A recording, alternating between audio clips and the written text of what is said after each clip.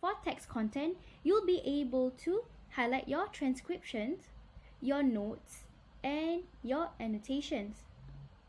I can just run a keyword search of the word that I'm looking for, and it will be highlighted whenever the word appears. So I can just highlight like so, click highlight in analysis. I can either select a tag that has been created or create a new tag. So this is how you can create a new tag. Just type in over here.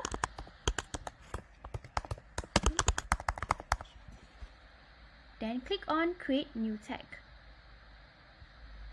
Okay, in order for you to highlight with a tag, you have to check the new tag, which is payment issues that I have labeled here. And click out of the box. You can see that now it is highlighted under the tag payment issues. To create a video clip, you can either click on the note over here,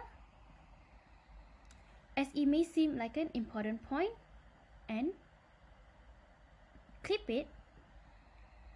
I can just drag to a certain duration and clip. And you can see over here it appears that it is processing to clip. To make a pin video, you can just click on the 3 dots over here, select pin clip, and add a tag. So I will add a new tag,